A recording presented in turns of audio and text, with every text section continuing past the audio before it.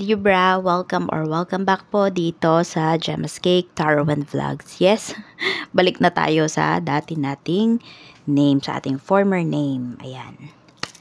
Kamusta ka ngayon? I hope nasa mabuti kang kalagayan, pampisikal, mental, emotional o spiritual man yan. Ang video po natin na ito ay para lamang sa mga Libra na may malawak na kaisipan. Tandaan po na hindi lahat ay makaka-resonate, kaya try nyong panoorin yung inyong other signs.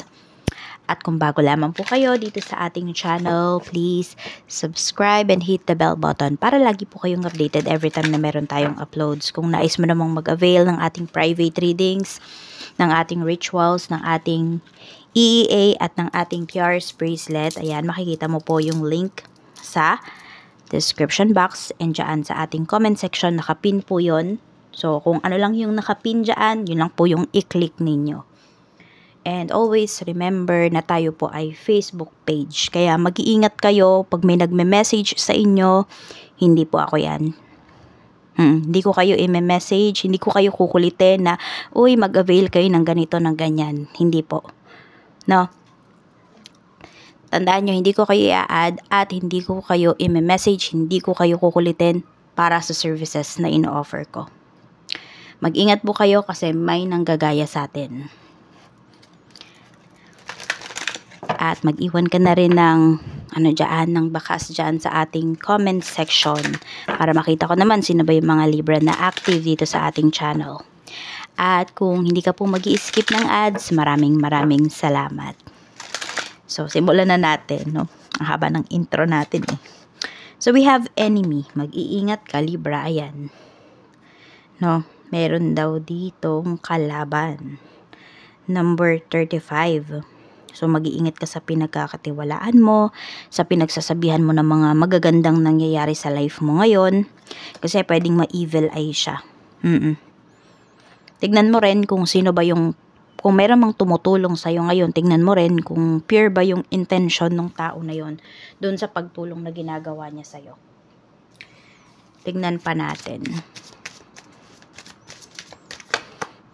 Yan.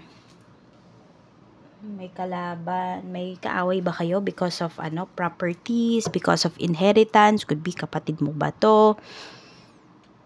Kapatid mo, kamag-anak mo. Tingnan natin. Spirit guide, open to receive any messages please for Libra,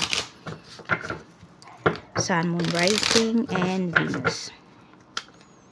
Okay, we have strength. So, malaki naman po yung laban mo dito or malakas yung laban mo. Kung meron man nga kayong mga properties dito na pinag-aagawan. Oo. Meron din ako mga sumbatan na naririnig. So, pwedeng malaki ang naitulong mo sa taong to. Ngayon, kinakalaban ka na niya. Ganun yung nakikita ko rito. Tignan po natin. Okay, sa kaperahan, kamusta ang iyong kaperahan? We have the Emperor. We have the World. Yan. So, ang perang ito, or kung ano man yung pinagtatalunan na to, is pwede po na galing ito sa father side mo. We have the Sun. Meron dito na na mayapa na yung father mo. Tapos father mo, or pwedeng namayapa na yung asawa mo tapos pinaglalaban mo dito yung karapatan ng mga anak mo. Meron ako nakikita rito na second family. So, pwedeng yun yung pinaglalaban mo rito. At yun, madami kang nakakaaway because of ito, pinaglalaban mo yung karapatan ng mga anak mo. Medyo nahihirapan yung iba sa inyo. May struggle kayo na nafe-feel towards dito sa pakikipaglaban na to sa, sa kaperahan. Ayan po, we have 3 of Swords. Pero nandun naman na very positive yung outlook mo pagdating dito sa bagay na ginagawa mo, sa pinaglalaban mo. Hindi ka nawawalan ng pag-asa. O yung iba tuloy sa inyo, nasasabihan kayo ng mga kamag-anak na mukhang pera, ganun. We have 6 of Swords. So, actually, yung iba naman po sa inyo, kahit may struggle kayo dito sa money, okay, is Kaya nyo namang buhayin yung sarili nyo, kaya nyo namang buhayin yung mga anak ninyo if ever. Oo. Ayan, 6 of Swords. Kaya lang kasi pinaglalaban mo talaga dito yung karapatan nila, ganyan. We have 6 of Swords pagdating sa career. So, marami pong pinapakita rito na Libra na mag-grow talaga kayo sa ibang lugar, sa ibang bansa. We have the Hanged Man. Kaya po, kung nandyan pa kayo sa trabaho ninyo na hindi kayo masaya, marami kayong kaaway, alis na po kayo. Yan o, it's time to take action na talaga. Kung yan po yung nafe-feel nyo ha. Pero kung okay naman kayo dyan sa trabaho ninyo, bakit nyo naman susundin yung reading natin na to? Hindi ba? So, kanya-kanya kasi kayo ng pinagdadaanan sa buhay. Yung iba sa inyo, swerte kayo sa career.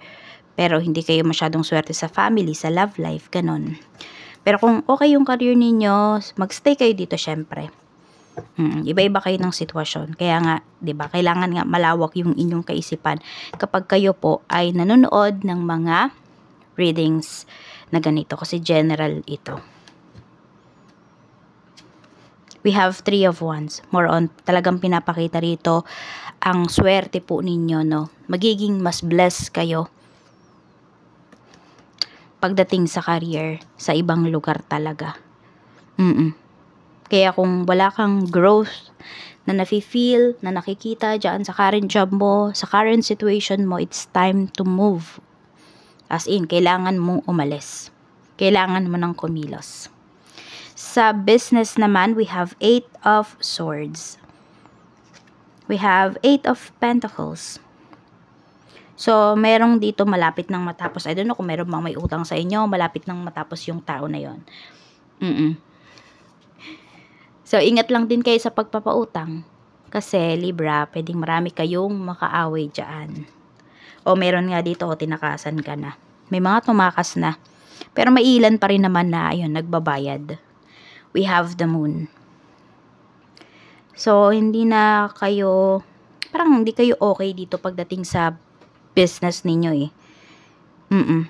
Pero magtiwala lang kayo sa inyong sarili. At saka huwag nyo madaliin yung success. We have the Tower.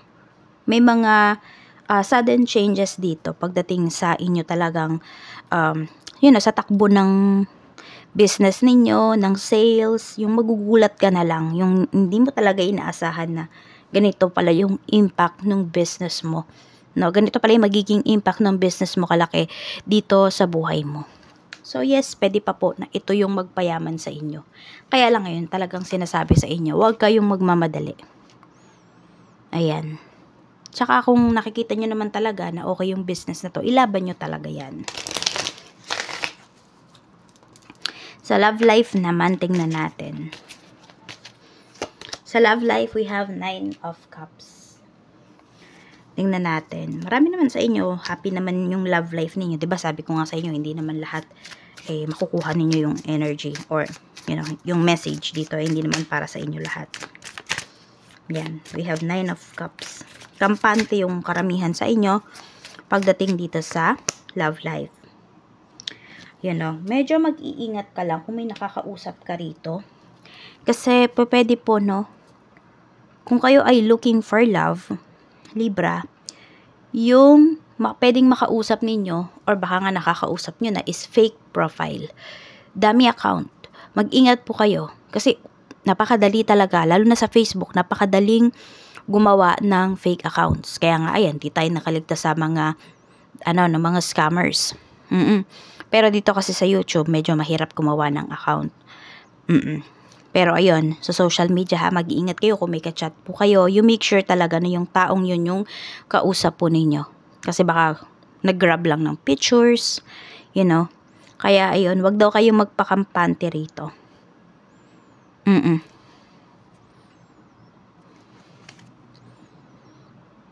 Ayan Diba, nakakaramdam pa kayo ng adrenaline rush pagdating dito sa kausap ninyo. Pero, yun nga, maging mapanuri po kayo. Maging maingat kayo. Kasi baka mamaya ibang tao pala yung kausap ninyo. Okay, meron kayong nakakausap dito. For some of you, scammer. Tingnan natin. Kaya, ayun pala yung mga red flags, wag nyo po yung babaliwalain.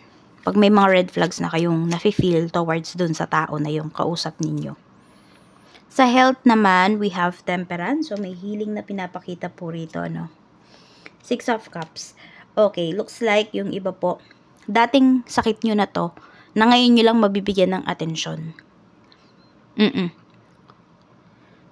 Pwedeng kasi, meron dito, gumaganda yung takbo ng inyong pamumuhay. So, mabibigyan nyo na po ng solusyon yung mga sakit po ninyo. Ayan, may healing po rito. Para sa dati nyo ng sakit. Yun yung pinapakita. Or ano to, could be some of you, 6 years nyo na itong nararanasan. Ngayon nyo lang talaga mapagtutuunan ng pansin. Okay, dapat mong iwasan. We have 7 of Wands. Ingat ka sa mga chismis. Page of Pentacles. Ingat ka din sa sa pag-handle ng iyong kaperahan. Ayan po. Kung meron kayong inuumpisahan dito, focus muna kayo dun sa bagay na yon. Huwag nyo munang isipin yung ibang mga pwede pang pagkakitaan for some of you kasi nga ito, nag-uumpisa pa lang yung iba sa inyo. So, ibig sabihin, hindi pa kayo nakakabawi. So, hintayin nyo muna makabawi kayo dito bago kayo pumunta dun sa iba pang mga pwede ninyong pagkakitaan. Para hindi masyadong magulo yung isipan po ninyo. We have the Magician. So, lahat naman daw kaya mong gawin, Libra.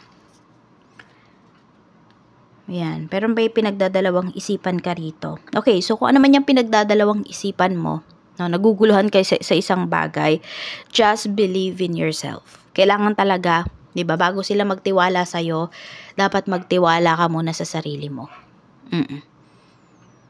Huwag kang magdududa sa mga sa mga decisions mo. Kapag ganyan yung nararamdaman mo, i-balance mo yung iyong root chakra. Yun yung pinaka-importante. So, ayan nga. Red yung iyong lucky color. At ang lucky number mo ay 7, 21, 10,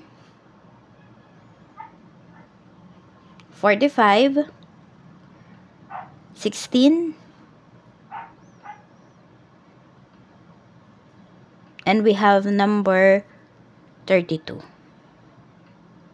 Maraming salamat. Mag-iingat ka and more blessings to come.